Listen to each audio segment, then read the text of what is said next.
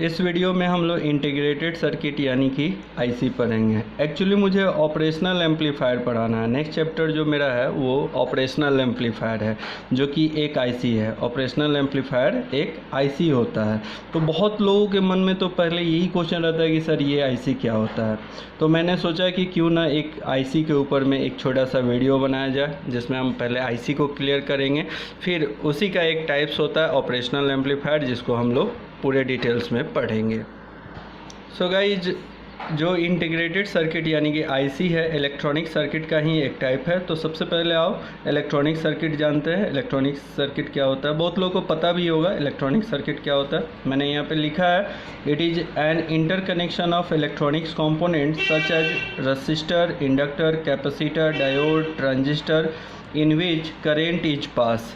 यानी कि electronic circuit जो होता है ये बहुत सारे कंपोनेंट्स को इंटरकनेक्ट करके बनाया जाता है, जिसमें एक करेंट पास होता है। ठीक है, वो कौन कौन से इलेक्ट्रॉनिक्स कंपोनेंट्स हैं? तो रजिस्टर है, इंडक्टर है, कैपेसिटर है, डायोड है, ट्रांजिस्टर है। ये सारे इलेक्ट्रॉनिक्स कंपोनेंट होते हैं। इन्हीं को कनेक्ट करके इलेक्ट्रॉनिक सर्किट बनाते हैं। कोई ज़रूरी नहीं है कि सारे इलेक्ट्रॉनिक सर्किट में ये सारे कंपोनेंट्स हों ही। ठीक है, इनमें से कुछ ही का कॉम्बिनेशन करके बनाया जाता है अलग अलग सर्किट।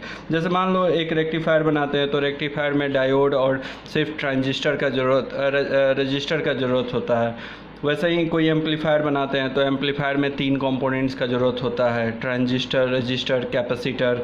ठीक है, तो अलग अलग सर्किट्स होगा जिसमें अलग अलग कंपोनेंट्स को इंटरकनेक्ट करेंगे और उसमें एक क्लोज पाथ बनता है, जिस क्लोज पाथ में करेंट ईजिली मूव करता है। नेक्स्ट पॉइंट हमने लिखा है, it is constructed to perform specific task. ये जो सर्किट बनाते हैं, इस इलेक्ट्रॉनिक सर्किट एक स्पेसिफिक टास्क को परफॉर्म करने के लिए बनाया जाता है। चलें कुछ एग्जांपल करते हैं, उसमें देखते हैं हम लोग कि कौन कौन से इलेक्ट्रॉनिक सर्किट्स होते हैं और उनका फंक्शन क्या है।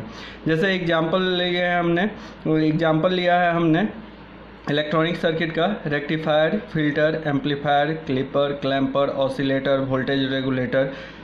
Voltage regulator circuit ETC। इसमें से बहुत सारे सर्किट्स के बारे में आप लोग ऑलरेडी जानते हो। आप लोग ये भी जानते हो कि रेक्टिफायर एक इलेक्ट्रॉनिक सर्किट्स है जो कि AC सिग्नल्स को DC सिग्नल में कन्वर्ट करता है। ये रेक्टिफायर जानते हो आप लोग।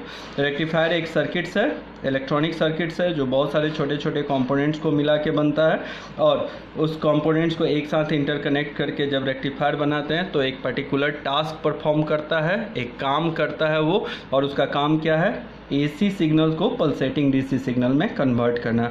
वैसे ही फिल्टर है, फिल्टर एक सर्किट्स है, फिल्टर का काम है AC रिपल्स को कम करना। एम्पलीफायर का काम जानते हो, लो पावर सिग्नल को हाई पावर सिग्नल में कन्वर्ट करता है, ये भी एक सर्किट्स है। वैसे ही क्लिपर है, क्लैम्पर है, ऑसिलेटर है, वोल्टेज रेगुलेटर सर्किट्स है। ये सारे के सारे इलेक्ट्रॉनिक सर्किट्स हैं जो कि एक टास्क परफॉर्म करते हैं। आया समझ में?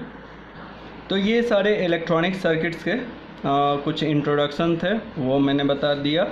आइए अब देखते हैं इसके कितने टाइप्स होते हैं। मैंने बेसिकली इलेक्ट्रॉनिक सर्किट को 2 पार्ट में क्लासीफाई कर रखा है, discrete circuits and integrated circuits. मतलब कहने का मतलब क्या है कि ये जो सर्किट्स मैंने यहाँ पे क्लासिफिकेशन किया है अकॉर्डिंग टू सिग्नल प्रोसेसिंग, मतलब किस तरह के सिग्नल्स पे ये सर्किट्स काम करते हैं, उसके अनुसार इसको हमने क्लासिफाई किया है। तो पहला टाइप है डिस्क्रीट सर्किट और दूसरा टाइप है इंटीग्रेटेड सर्किट, जिसको हम लोग आईसी बोलते हैं।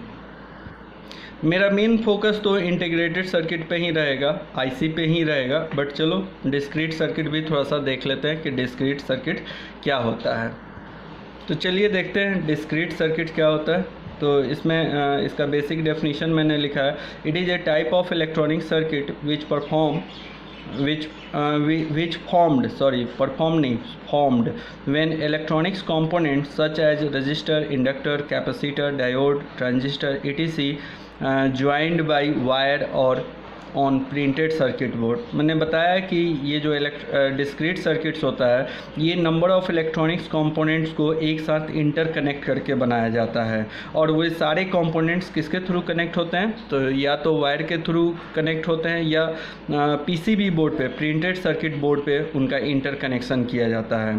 ठीक है, अब ये जो कंपोनेंट्स होते हैं ये सेपरेबल होते हैं, तो मैंने नेक्स्ट पॉइंट लिखा है in this circuits components are separable, मतलब हर एक कंपोनेंट्स को आप चाहो तो अलग अलग कर सकते हो। एक मेरे पास यहाँ पे सर्किट्स है, आप इसको थोड़ा सा ध्यान से देखोगे तो आप देखोगे क्या कि यहाँ पे ये मेरे पास जो वोल्टेज रेगुलेटर डिवाइस का सर्किट बोर्ड है, पीसीबी बोर्ड है, जिसके ऊपर में बहुत सारा कंपोनेंट्स को कंस्ट्रक्ट किया गया है, इंटरकनेक्ट किया गया है। आप देख सकते हो यहाँ पे बहुत सारे रजिस्टर, कैपेसिटर, इंडक्टर, ट्रांजिस्टर्स, ये सारे इंटरकनेक्टेड हैं। आप लोग ओबियसली देखे होंगे ये ग्रीन कलर का बोर्ड होता है और इसको पीसीबी बोर्ड बोला जाता है। इसमें हर एक कंपोनेंट्स इंडिविजुअली कनेक्टेड, एक दूसरे से कनेक्टेड होते हैं, इसमें वायर की ज़रूरत नहीं होती है, ठीक है। तो इसको हम लोग सर्किट बोलते हैं। आप चाहो तो हर एक कंपोनेंट्स को चाहो तो यहाँ से सोल्डर से डिस्कनेक्ट करके अलग कर सकते हो और वापस इसको रीयूज कर सकते हो। तो इसको हम लोग डिस्क्रीट सर्किट बोलते हैं, जहाँ पे individually resistor, capacitor, diode, transistor, हर एक कंपोनेंट्स एक दूसरे के साथ इंटरकनेक्टेड किया गया है वायर के थ्रू। इस तरह का जो सर्किट्स है आप बहुत जगह पे देखे होंगे। आप चार्जर को खोल के देखोगे तो उसके अंदर में रहेगा, टीवी को खोल के देखोगे उसके अंदर में रहेगा इस तरह का बड़ा बड़ा ग्रीन बोर्ड रहेगा, पीसीबी बोर्ड रहेगा, जहाँ पे बहुत सारे इलेक्ट्रॉनिक्स कंपोनेंट्स इंटरकनेक्टेड रहते हैं, ठीक है। वैसे ही बहुत सारे इलेक्ट्रॉनिक्स डिवाइस के मदरबोर्ड को देखोगे तो ऐसा कनेक्शन देखने के लिए आपको मिल जाएगा। इसके कुछ डिमेरिट्स होते हैं, ड्रॉबैक होते हैं। आइए उस ड्रॉबैक को जानते हैं, फिर उसके बाद आईसी के बारे में पढ़ेंगे। These circuits have two main drawback. They occupy large space. ये बहुत ही लार्ज स्पेस ऑक्यूपाई करता है बिकॉज एक एक इंडिविजुअल कंपोनेंट्स कनेक्ट होते हैं। आप टीवी का जो मदरबोर्ड देखोगे बहुत ही बड़ा रहता है, उसमें क्या है कि हर एक कंपोनेंट्स एक दूसरे के साथ उस बोर्ड के ऊपर में इंटरकनेक्टेड रहता है। तो इसका साइज़ जो होता है ये बहुत बड़ा होता है। कंपोनेंट्स इंडिविजुअली, एक एक कंपोनेंट्स इंडिविजुअली लार्ज साइज़ के होते हैं। जैसे हज़ारों या 100 के संख्या में इलेक्ट्रॉनिक्स कंपोनेंट एक दूसरे के साथ कनेक्ट होते हैं, तो ऑब्वियसली ओवरऑल जो सर्किट का साइज होता है वो बढ़ जाता है, ठीक है। दूसरा ड्रॉबैक है इट इज़ लेस रिलायबल। ये थोड़ा कम रिलायबल इसलिए है कि अगर इनका कनेक्शन शोल्डर यहाँ पे लूज हो गया तो फिर इनका जो कनेक्शन है वो छूटने के कारण करेंट का फ्लो जो है वो स्टॉप हो जाता है, तो ये थोड़ा लेस रिलायबल होते हैं, ठीक है। तो इस तरीके से हम लोग डिस्क्रीट सर्किट के बारे में थोड़ा बहुत पढ़ लिए। डिस्क्रीट सर्किट के रूप में आप बोल सकते हो कि आप जो रेक्टिफायर सर्किट यूज करते हो वो आपका, जैसे ये रेक्टिफायर सर्किट आप देखे होंगे, कभी बनाए होंगे, ये हाफ वेव रेक्टिफायर सर्किट्स है जिसमें एक डायोड लगा लिए, एक लोड रेसिस्टेंस लगा लिए, यहाँ पे एक एसी सोर्स लगा लिए, ठीक है, यहाँ पे V0 के लिए। तो ये जो सर्किट बनाते हो ये एक डिस्क्रीट सर्किट्स है, ठीक है। एम्पलीफायर का अगर सर्किट्स ले लो तो एम्पलीफायर में आप ऐसा सर्किट्स बनाते हो, यहाँ पे बायसिंग रेसिस्टेंस हम लोग लगाते हैं R1, ये R1 रेसिस्टेंस हो गया, ये R2 रेसिस्टेंस, इस तरीके से। फिर ये RE रेसिस्टेंस, यहाँ पे ये ट्रांजिस्टर है, ये जो गोल घेरे में है ये ट्रांजिस्टर है, इसमें VCC सप्लाई देते हैं। ऑब्वियसली यहाँ पे कैपेसिटर भी रहेगा, कपलिंग कैपेसिटर CC, और यहाँ पे एक Vin इनपुट सिग्नल दिए जो कि एम्पलीफाइंग सिग्नल होता है। इस सिग्नल को एम्पलीफाई करके यहाँ से हम लोग लोड कनेक्ट करते हैं कपलिंग कैपेसिटर के थ्रू। तो ये जो सर्किट्स हम लोग शुरू से बनाते आए हैं, आप लोगों को शायद पता भी होगा कि ये जो सर्किट्स होता है इसको हम लोग डिस्क्रीट सर्किट बोलते हैं। ये RC रजिस्टर है, कलेक्टर रजिस्टर, तो ये एक एम्पलीफायर का सर्किट्स है। इस तरह का बहुत सारा सर्किट्स आप लोग ऑलरेडी पढ़ चुके हो। ये सारे जो सर्किट्स होते हैं इसी को हम लोग डिस्क्रीट सर्किट्स बोलते हैं, इसमें कुछ नया नहीं है, ठीक है। इस सर्किट्स में आप लोग देख भी रहे हो कि यहाँ पे transistor, number of register, capacitors, voltage source, load, बहुत सारे कंपोनेंट्स कनेक्ट हो रहे हैं। तो यही चीज़ तो हम लोग यहाँ पे पढ़े कि इसमें बहुत सारे इलेक्ट्रॉनिक्स कंपोनेंट्स इंटरकनेक्ट होके एक सर्किट फॉर्म करते हैं जो कि किसी पर्टिकुलर टास्क को परफॉर्म करने के लिए बनाया जाता है। चलिए ठीक है, अब आगे बढ़ते हैं, देखते हैं इंटीग्रेटेड सर्किट क्या होता है। तो इसको अच्छे से समझने का कोशिश कीजिएगा। बहुत लोगों को बहुत सारा डाउट रहता है, शायद आज इस वीडियो लेक्चर से सारा डाउट क्लियर हो जाए कि भैया आईसी क्या होता है, ठीक है। चलिए, पहला इसका हमने डेफिनेशन लिखा है, it is a semiconductor wafer. Semiconductor wafer मतलब सेमीकंडक्टर का बना हुआ एक छोटा सा चिप है, ठीक है। जैसे आपके मोबाइल में मेमोरी चिप लगा हुआ है, वही आपका वो भी एक आईसी का फॉर्म होता है, बिल्कुल वैसे ही आईसी होता है। मैं अभी दिखाऊंगा आईसी कैसा दिखता है।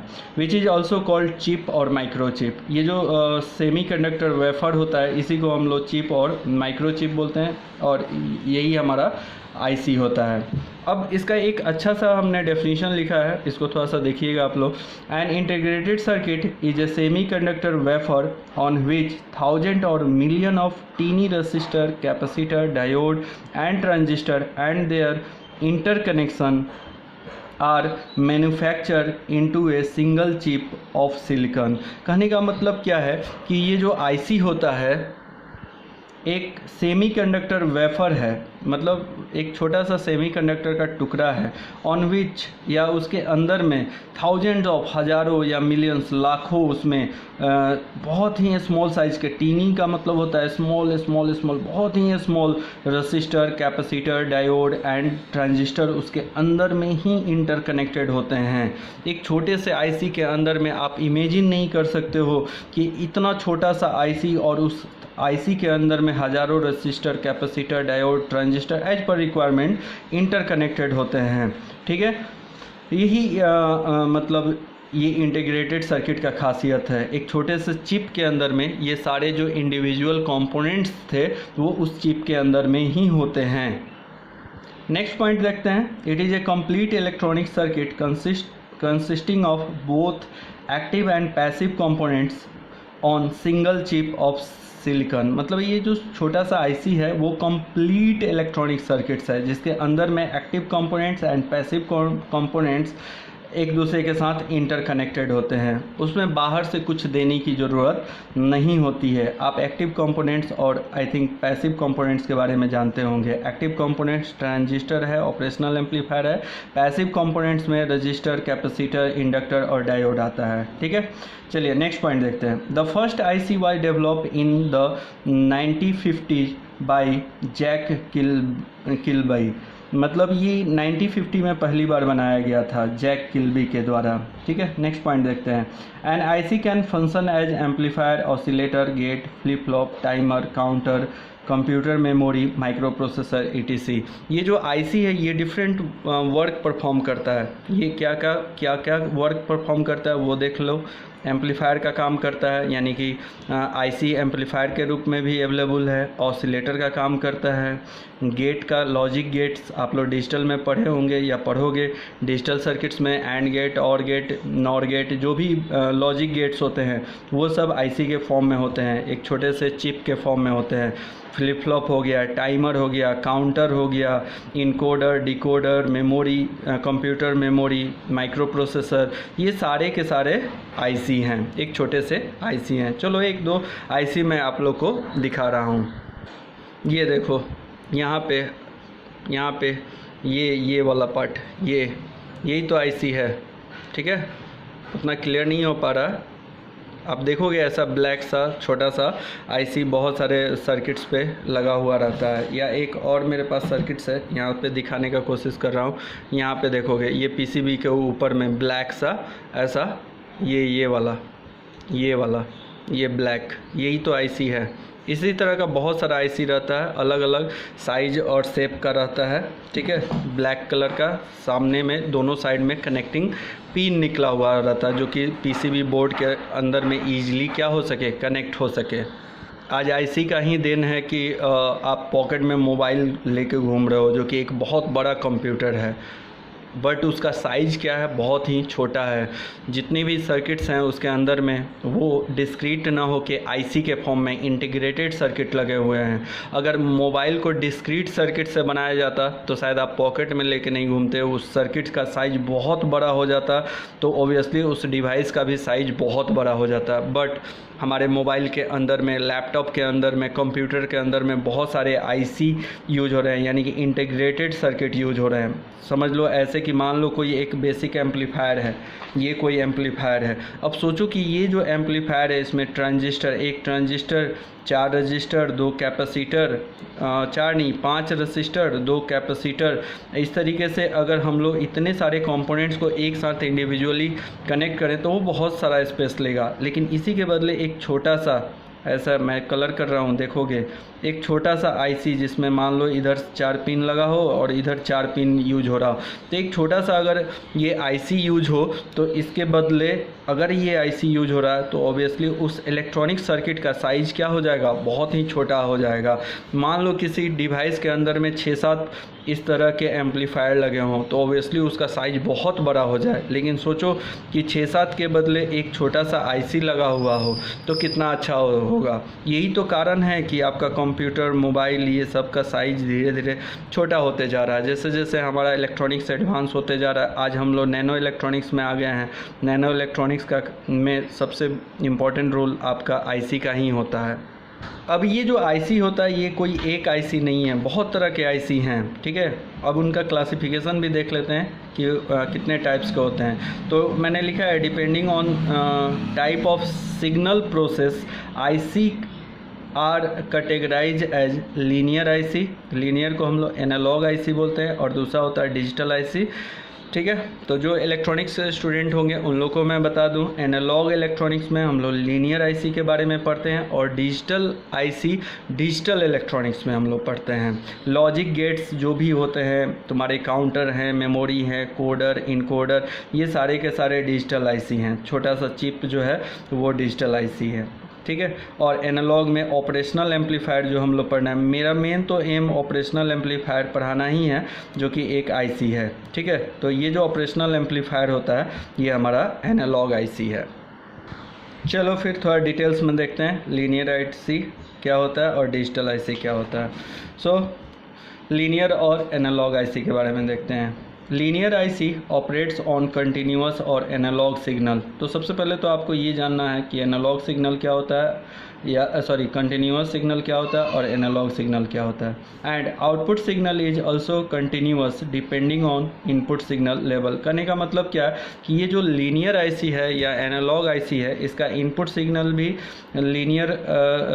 इसका इनपुट सिग्नल भी एनालॉग के फॉर्म में होता है, यानी कि कंटिन्यूअस होता है। कंटिन्यूअस बोलने का मतलब है, एक कंटिन्यूअस सिग्नल का एग्जाम्पल लेते हैं, साइनोसाइडल सिग्नल। ये टाइम के रिस्पेक्ट में क्या है, कंटिन्यूअस है। हर एक टाइम पे इसका कुछ ना कुछ एम्पलीट्यूड आता है, इसलिए कंटिन्यूअस बोलते हैं। कोई ट्रायंगुलर सिग्नल है तो ये भी कंटिन्यूअस सिग्नल। इस तरह का सिग्नल्स पे ऑपरेट होता है लीनियर आईसी। कहने का मतलब क्या है, इस आईसी का इनपुट सिग्नल भी कंटिन्यूअस होगा और आउटपुट सिग्नल भी कंटिन्यूअस होता है, इसी तरह का आउटपुट होता है। नेक्स्ट पॉइंट लिखा है, therefore the output signal level is a linear function of input signal level. Therefore output signal level is linear function. कहने का मतलब क्या कि जैसे जैसे इनपुट सिग्नल का लेवल बढ़ेगा टाइम के साथ में, ये टाइम के साथ में, वैसे ही इसका आउटपुट सिग्नल का भी लेवल बढ़ता है। फिर ये जब घटेगा तो इसका आउटपुट सिग्नल का भी लेवल घटता है। इसी को हम लोग linear function of input signal बोलते हैं। इनपुट और आउटपुट का लीनियर रिलेशन होता है। नेक्स्ट पॉइंट आते हैं, the example of linear IC or op amp. Op amp मतलब operational amplifier, IC 741 operational amplifier एक लीनियर आईसी है, या आप कह सकते हो एनालॉग आईसी है। दूसरा वोल्टेज रेगुलेटर नेक्स्ट सेमेस्टर में आप लोग को पढ़ना है, 7800। आईसी का मॉडल नेम है 7900। इसको वोल्टेज रेगुलेटर बोलते हैं। ये वोल्टेज रेगुलेटर आईसी का मॉडल है, ठीक है। उसके बाद कंपैरेटर और टाइमर। कहने का मतलब आईसी भी बहुत तरह के होते हैं। बहुत लोगों के दिमाग में तो ये रहता है कि कोई आईसी एक ही कंपोनेंट्स है। नहीं, एक कॉमन नेम है इंटीग्रेटेड सर्किट। जैसे कोई डिस्क्रीट सर्किट्स है तो डिस्क्रीट में आप देख रहे हो कि भैया रेक्टिफायर है, एम्पलीफायर है, क्लिपर है, क्लैम्पर है, ये सब डिस्क्रीट का फॉर्म होता है, ठीक है। वैसे ही आप लीनियर आईसी का भी बहुत सारा फॉर्म होता है। डिफरेंट टाइप्स ऑफ आईसी हैं, हज़ारों आईसी आज के डेट में मार्केट में अवेलेबल हैं, जो कि अलग अलग फंक्शन को करने के लिए बनाया गया है, ठीक है। नेक्स्ट पॉइंट देखते हैं, linear IC are most commonly used as audio frequency and radio frequency amplifier. जो लीनियर एम्पलीफायर होता है मेनली ऑडियो फ्रीक्वेंसी रेंज और रेडियो फ्रीक्वेंसी रेंज पे काम करते हैं। चलिए, तो ये तो अभी तक हम लोग लीनियर और एनालॉग आईसी के बारे में पढ़ रहे थे, ठीक है। अब हम लोग देखते हैं डिजिटल आईसी क्या होता है। तो डिजिटल आईसी डिजिटल सिग्नल पे काम करता है।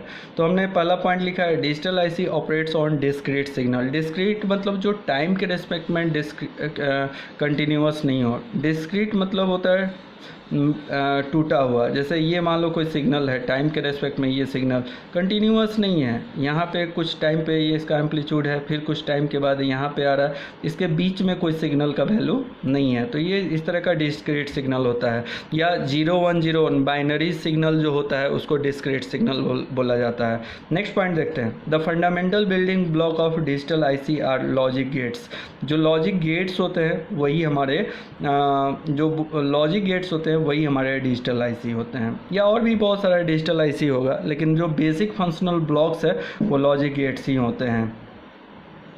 Logic gates works with binary data either 0 volt. कहने का मतलब क्या है कि जो लॉजिक गेट्स होते हैं वो बाइनरी डेटा पे काम करते हैं। बाइनरी डेटा क्या होता है, तो 0 और 1।